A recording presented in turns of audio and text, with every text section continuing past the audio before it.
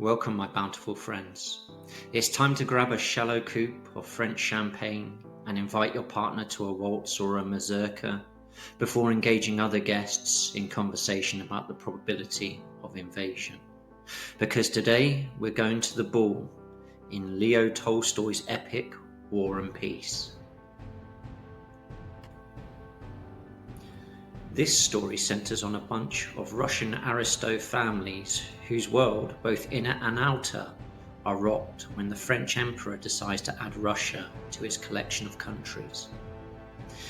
And as always, there will be as many spoilers as there are broken dreams and transformed lives. And there will be plenty of opinions too, so you have been warned. But before we begin in earnest, don't forget to like and subscribe. It's greatly appreciated.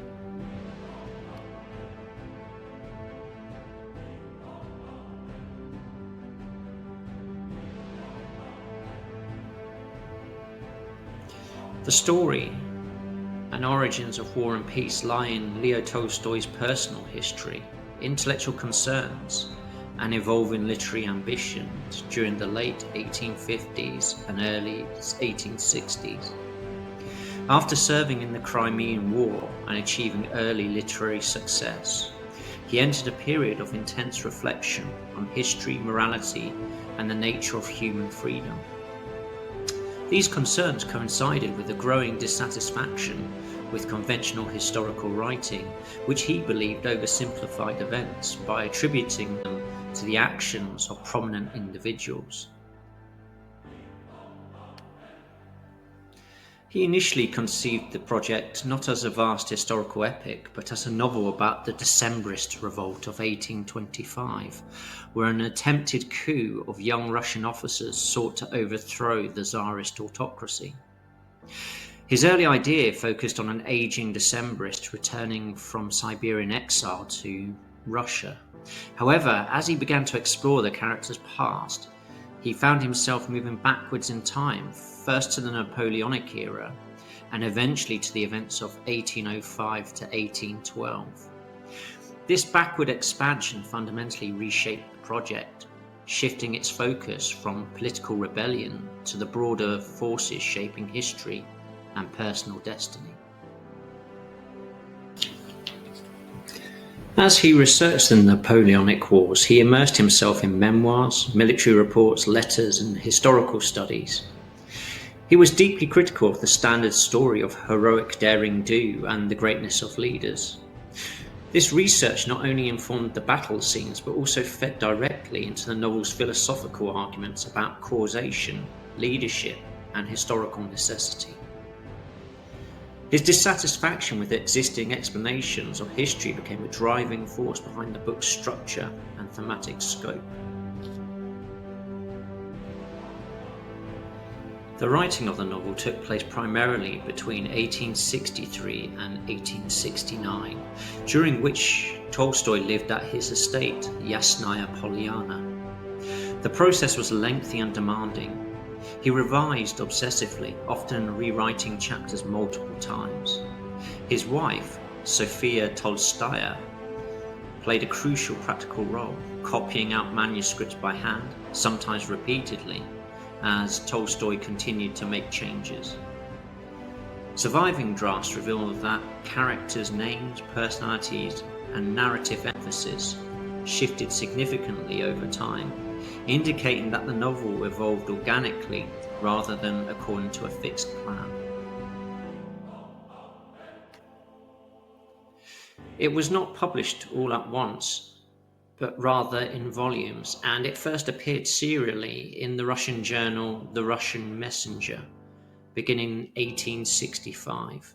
This method of publication influenced the novel's pacing and structure, as Tolstoy periodically revised early sections in light of later developments. During serialization, he increasingly expanded the philosophical and historical essays embedded in the narrative, pushing against the expectations of both editors and readers.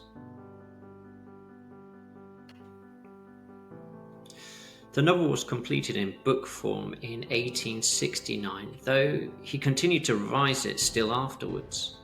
Notably, he altered the balance between French and Russian dialogue in later editions, reducing the amount of untranslated French in response to changing political and cultural attitudes. These revisions reflect his ongoing engagement with the text and his refusal to regard it as a finished static work.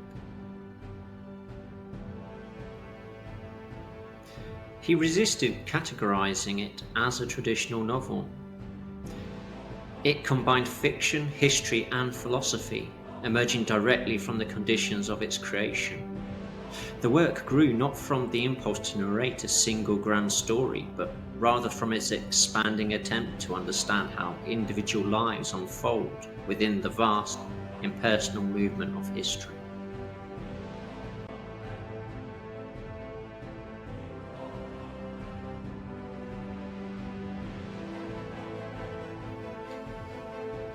War and Peace has something of the soap opera about it, as it is fairly unique, delivering its main themes primarily via its ensemble of characters.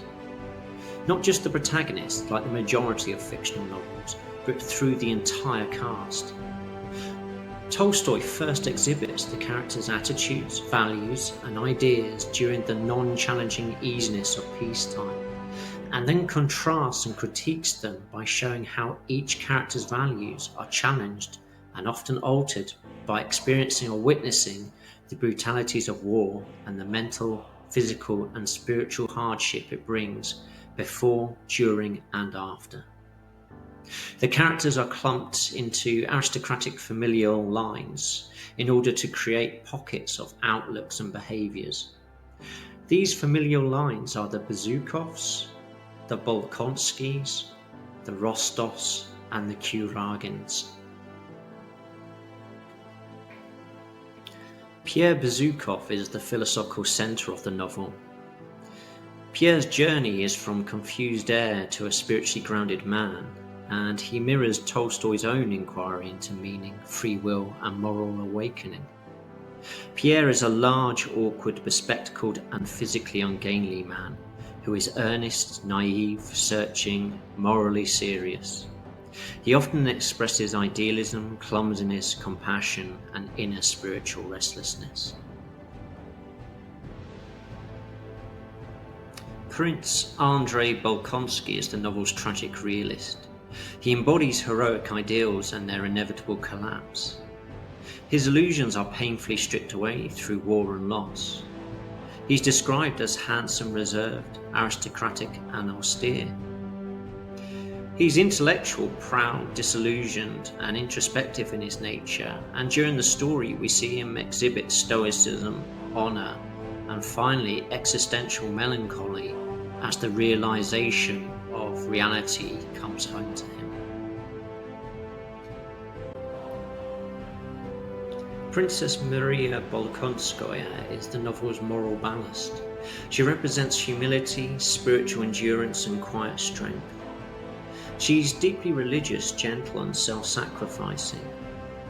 She's described as being plain, thin, and awkward, but possesses radiant eyes. She exhibits faith, compassion, and emotional resilience. Prince Nikolai Bolkonsky is the embodiment of Enlightenment rationalism and patriarchal authority. He has a wealth of intellectual pride and is emotionally repressed. He's elderly, severe, with a rigid bearing, and is tyrannical. He's also brilliant and disciplined in his temperament.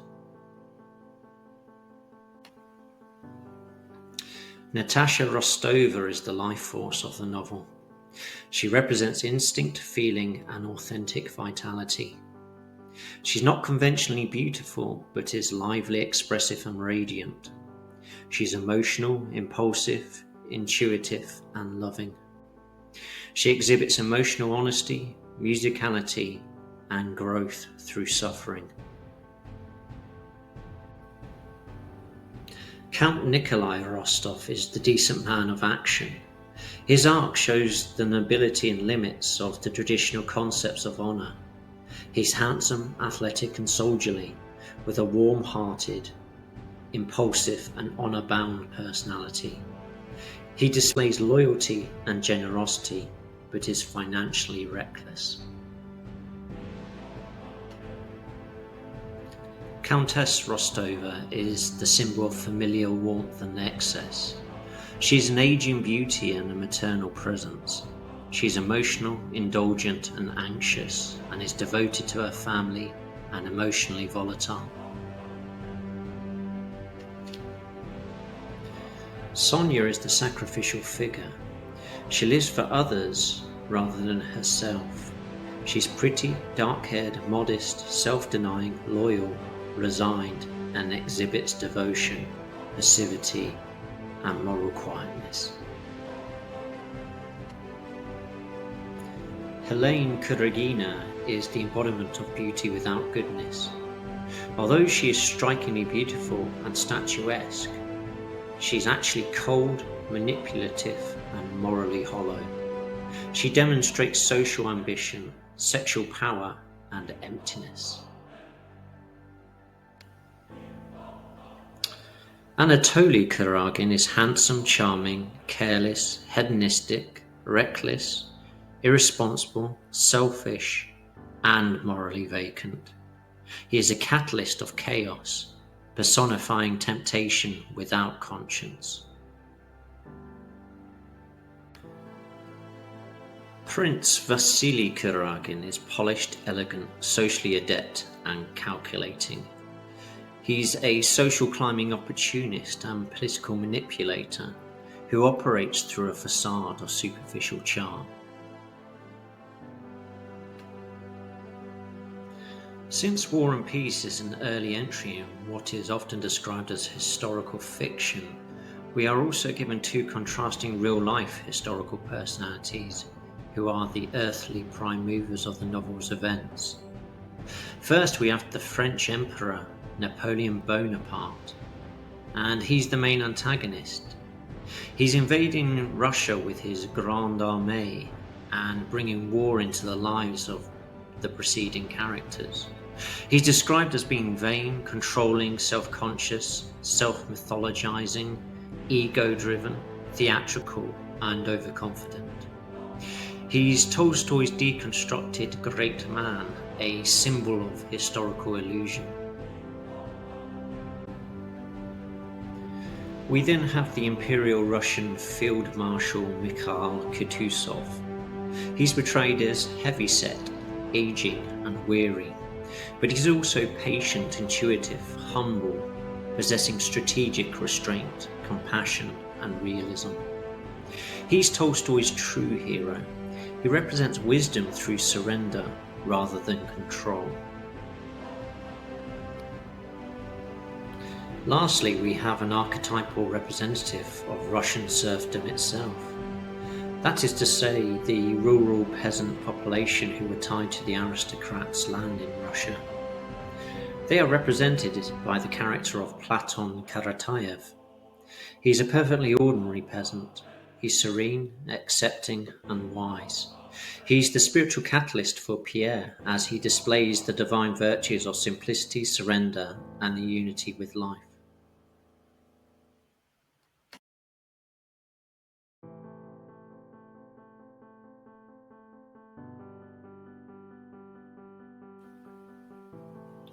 War and Peace is a sweeping historical novel set in Russia during the entire course of the Napoleonic Wars.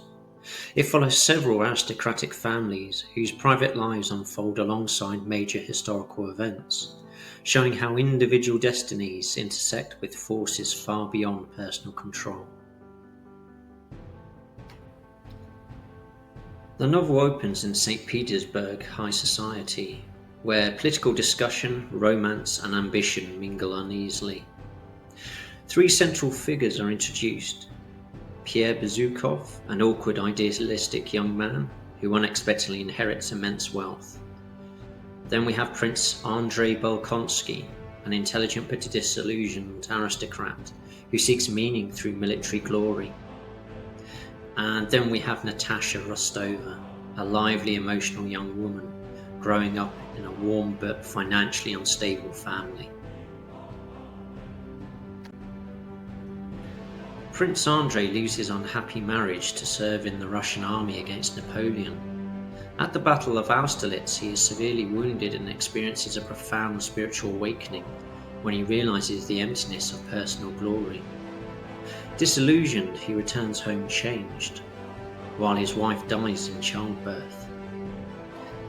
Pierre, meanwhile, struggles with sudden wealth and social pressure. He marries the beautiful but shallow Helene Karegina, a disastrous union that leaves him miserable and searching for moral purpose. Natasha matures through family life, social events, and her first romantic experiences. She becomes engaged to Prince Andrei, but the engagement is delayed, and during this period, she is disastrously tempted by Anatoly Karagin, whose attempted elopement nearly ruins her reputation. Andrei breaks off the engagement, and Natasha falls into despair and illness. As personal stories unfold, Europe moves towards catastrophe. In 1812, Napoleon invades Russia. Instead of heroic pageantry, there is confusion driven by countless small actions. Prince Andrei returns to the army and is mortally wounded at the Battle of Borodino, where he ultimately forgives Anatoly and achieves emotional peace before dying. Pierre remains in Moscow during Napoleon's occupation, convinced he has a personal destiny to fulfill. Instead, he is captured by the French and endures imprisonment. There he meets Platon Karateev, a simple peasant whose acceptance of life profoundly transforms Pierre's worldview. When the French retreat, Pierre is freed, spiritually renewed. Moscow is abandoned and largely destroyed by the fire. The Rostov family sacrifices their possessions to help wounded soldiers escape, a moral act that marks Natasha's growth into maturity. After the war, Pierre and Natasha reunite and marry, forming a stable, loving family. Nikolai Rostov, Natasha's brother, marries Princess Maria Bolskonskoye, uniting the Rostov and Bolkonsky lines. The novel concludes with an epilogue reflecting on history, free will, and human agency. Tolstoy argues that historical events are shaped not by great men alone, but by the collective actions of countless individuals, ordinary lives moving within vast, uncontrollable forces.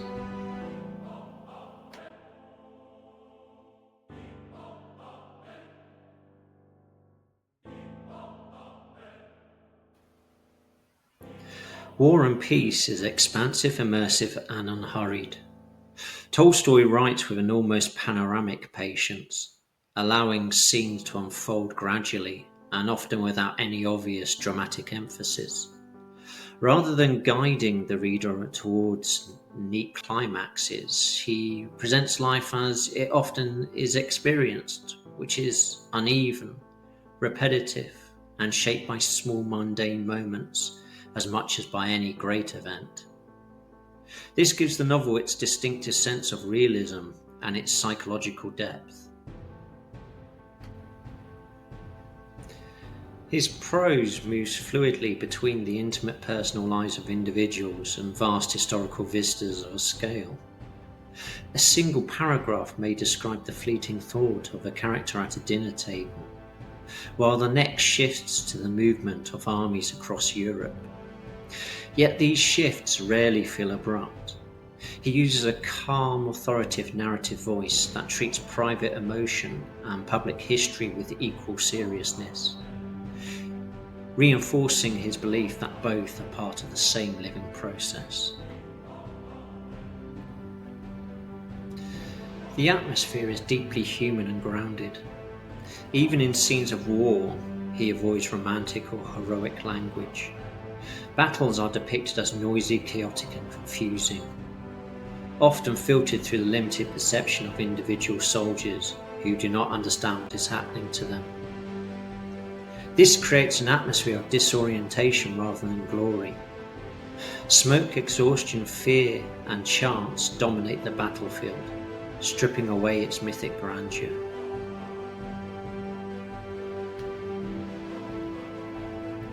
In contrast, the domestic and social scenes are warm, textured, and emotionally rich.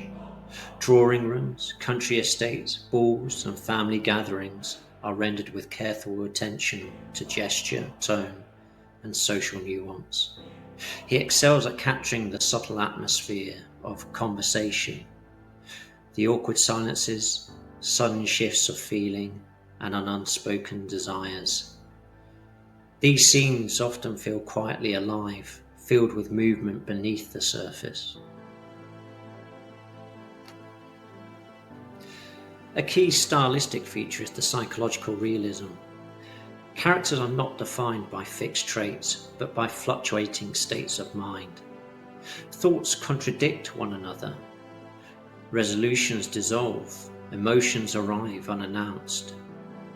Tolstoy frequently interrupts action to follow a character's inner monologue, revealing uncertainty, self-deception, or sudden clarity.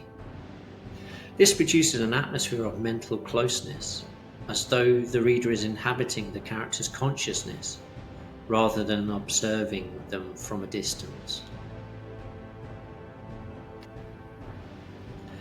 Underlying the entire novel is a sense of inevitability and humility.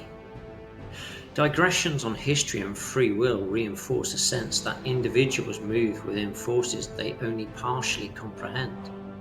Yet this does not create despair. Instead, the tone is ultimately compassionate. Meaning arises not from control or ambition, but from acceptance of events, connection with loved ones and nature, and ordinary acts of human kindness. Together, the style and atmosphere of War and Peace creates a world that feels vast, lived in, and morally serious. It's a profound study of life unfolding in time.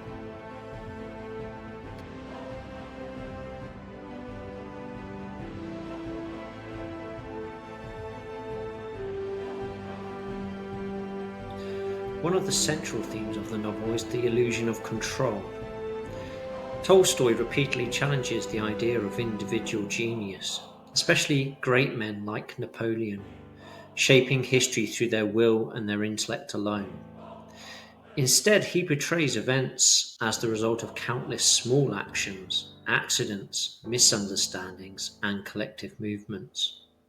Generals issue orders that are misunderstood or ignored, plans collapse in chaos, and victories arise without intention. Through this, he dismantles heroic narratives and replaces them with a vision of history driven by complexity and chaos rather than command and order. Closely tied to this is the theme of free will versus necessity. Characters believe they are acting freely, yet they are constrained by social expectations, historical forces, and their own psychology. Tolstoy does not deny moral responsibility, but he suggests that human freedom operates within narrow bounds. True wisdom, the novel implies, comes from recognizing these limits, rather than denying or resisting them. Characters who strive for dominance or certainty, such as Napoleon, appear shallow, while those who accept uncertainty, like Kutuzov, are portrayed as genuinely wise. Another major theme is the search for meaning. Many characters begin the novel driven by ambition, romance, or abstract ideals, only to find these utterly inadequate in the face of war. Prince Andrei seeks glory, Pierre seeks intellectual systems, and Natasha seeks emotional fulfillment. Each is eventually disillusioned. Tolstoy suggests that meaning does not arise from grand ideals or self-assertion, but from lived experience, suffering, and connection to others. This theme gives the novel its philosophical depth and emotional gravity. War itself is a dominant theme, treated not as a stage for heroism, but as a force of destruction, moral confusion, and transformation. He portrays wars as fundamentally beyond rational explanation or moral clarity. Soldiers fight without understanding, civilians suffer without agency, and victory brings no lasting satisfaction. By stripping war of its glamour, Tolstoy exposes its dehumanizing nature and contrasts it with the values of compassion and endurance found in ordinary life. And in opposition to war is, of course, peace, with its themes of family and domestic life, presented as a source of stability and moral grounding. The Rostov household, despite its flaws, represents warmth, generosity, and emotional authenticity. Family relationships, such as those between parents and children, between siblings and spouses, are shown as the true context in which character is formed. These private spaces provide meaning that public achievement cannot.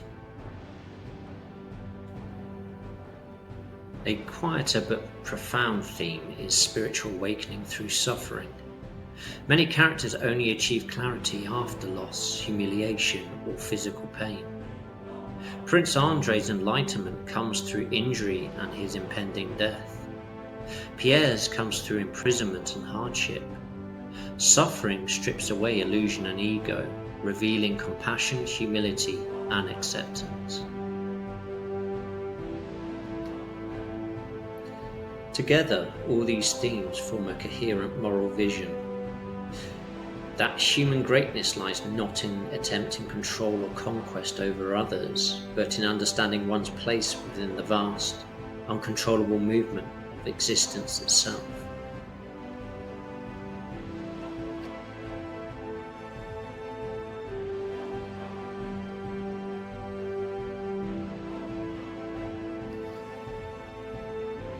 When the novel was first published in stages between 1865 and 1869, its reception was mixed and often perplexed. Russian critics struggled to categorize it. Some praised its scope and psychological insight, while others criticized its lack of conventional structure. Was it a novel, a historical chronicle, or a philosophical treatise? Tolstoy himself famously rejected the label of novel, insisting that War and Peace did not conform to existing literary forms. This ambiguity unsettled many early readers, but would later become one of the work's defining strengths. Despite the initial uncertainty, the book was widely recognized as an extraordinary achievement within Tolstoy's lifetime. Writers such as Ivan Turgenev and Fyodor Dostoevsky acknowledged its magnitude, even when they disagreed with Tolstoy's key ideas. By the late 19th century, it had become to be seen as a landmark in Russian realism, expanding the possibilities of what prose fiction could actually be. In the 20th century, the novel's reputation grew dramatically, particularly outside of Russia. Western critics and scholars hailed it as one of the greatest novels ever written. Figures such as Virginia Woolf praised its vitality and emotional truth, describing it as a work that seemed to contain life itself rather than merely represent it. The rise of modern psychology also renewed interest in Tolstoy's detailed depiction of consciousness, which anticipated later literary techniques such as stream of consciousness.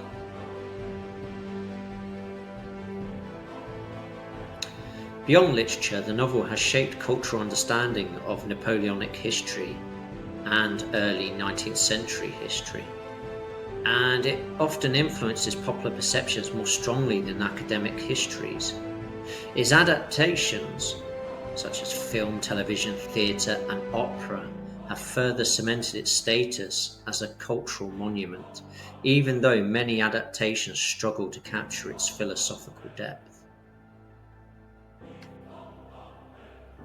Today, it is almost universally regarded as a pinnacle of world literature.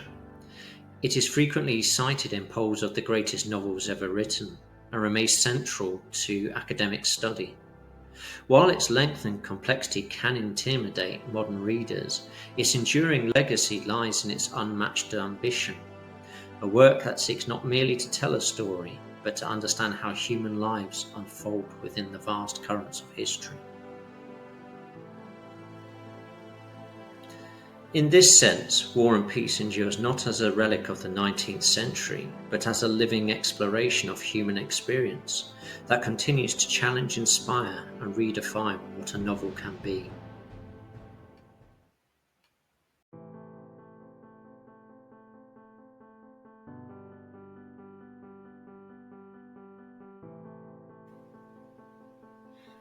In honour of the epic length of War and Peace, I'm going to double the length of my closing thoughts. So, where to begin? Well, for Russians writing and living in the 1860s, the Napoleonic Wars loomed large over the cultural memory in a way that is comparable to how World War II loomed over Europe and the wider world from 1945 through to the late 20th century.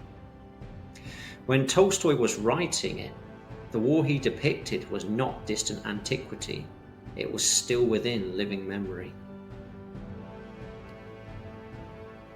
He was born in 1828, only 16 years after the French retreat from Moscow. Veterans of the campaigns were still alive in large numbers. Some had been officers, some peasants, some courtiers. Memoirs circulated widely. Family stories were told at dinner tables, and estates still bore the physical and financial scars of the war. Survivors, collaborators, and resistors remained socially present well into the 19th century. For them, the war was not merely history, but rather a moral and psychological reference point. Early heroic narratives later gave way to fatigue, skepticism, and moral unease. By the 1860s, Russian intellectuals were no longer interested in celebratory battle painting or simple hero worship. Tolstoy's stripping away of glory mirrors the post-World War II turn towards anti-heroic war literature, psychological trauma narratives, the suspicion of great leaders, and a focus on ordinary lives crushed by systems. This is why his rejection of the great man theory feels so modern. It anticipates the same reaction that followed the cults of personality exposed by the 20th century. He could treat the war with authority and emotional weight while still dismantling its myths. He was close enough to feel its gravity, but far enough to question its meaning. Tolstoy's vision of war in the novel was very strongly shaped by his direct disillusionment in the Crimean War, which ran from 1853 to 56, and it functions as a deliberate corrective to how this, and indeed all wars, have been sold, remembered, and mythologized. For Russian soldiers, the Crimean War was framed in traditional imperial language, very similar to how the Napoleonic Wars had earlier been remembered. Defense of orthodoxy, loyalty to the Tsar, honor, courage, and sacrifice, plus a sense of Russia's civilizational destiny. Sound familiar? Russian soldiers were not given concrete strategic explanations. Orders were opaque, objectives unclear, and communication poor. Their moral framework was expected to rest on obedience and endurance rather than any understanding. For the Russian civilians on the home front, the war was presented as a just and necessary conflict, proof of Russia's strength and moral seriousness, and a continuation of Russia's historic role as a great power. However, it was one of the first conflicts where correspondence, letters, and eyewitness accounts began to puncture the official narrative. Reports of catastrophic mismanagement, outdated tactics, appalling medical conditions, and meaningless loss of life began to filter through.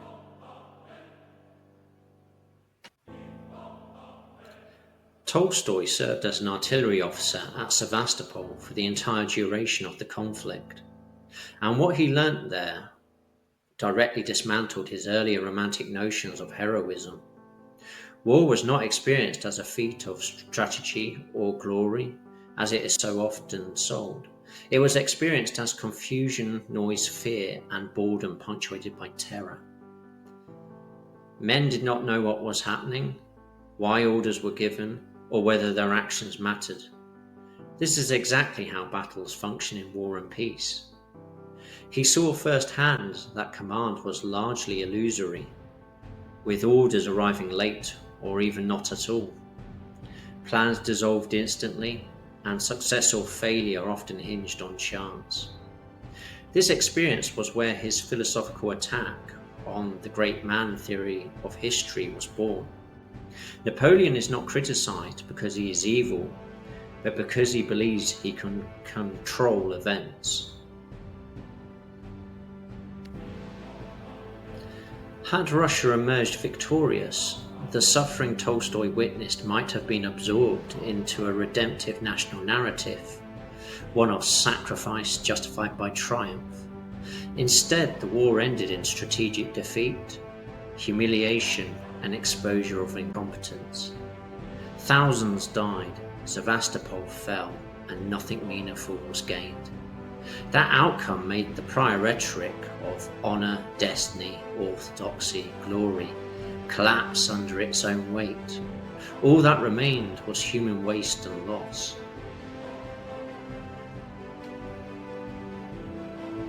For someone like Tolstoy, who had already been uneasy with romantic heroism, this was decisive.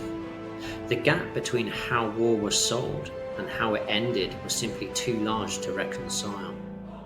Courage did not alter outcomes. Obedience did not confer purpose. Loss exposed the truth that most participants were instruments of forces they neither understood nor controlled, and that history retroactively assigned meaning where none in fact existed. This helps explain why War and Peace treats even victory itself with suspicion. Russia's victory in 1812 is presented not as triumph but as endurance, attrition, and accident. Napoleon is defeated not by brilliance or righteousness, but by scale, weather, inertia, and time. He is writing as someone who has seen that even when a nation loses, the rhetoric barely changes. Only the bitterness does. That realization drains war of its last refuge, the claim that it really meant something in the end. It's noteworthy that most of the key characters in the novel are radically changed through their experiences, yet others remain essentially fixed, and that contrast is a major part of Tolstoy's moral argument. We can see via Pierre, Andre, and Natasha that suffering plus reflection becomes transformational. Anatoly shows that suffering without reflection results in stasis. Kutuzov and Karatayev show that wisdom from the start is merely confirmed. And the morally reprehensible Kuragins, well, they show us that self-service and social power results in moral inertia. So Tolstoy's underlying claim is stark. He indicates that experience alone does not necessarily change people. Only those that are capable of inward humility and surrender can be altered by catalytic events. Those incapable of inward reflection simply continue like automatons, regardless of war, loss, or history. Vainari Mir is a time capsule of potent 19th century philosophical and spiritual inquiry that will remain effective so long as people are able to read and understand it. Like all such books, it does not possess the power to stop negative events and actions directly. but it absolutely can transform its readers' minds and attitudes and affect their future decisions and actions and what they will lend their moral support to. Accumulatively, it can be said that novels like War and Peace seek to question and answer how and why we make the choices to act or not act in our own and others' best interests.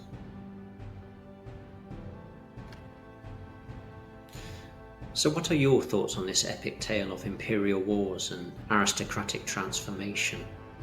Which character did you like the most, and which scene did you find the most profound? Once more, don't forget to like, subscribe and hit that bell icon for more deep dives into the world of literature.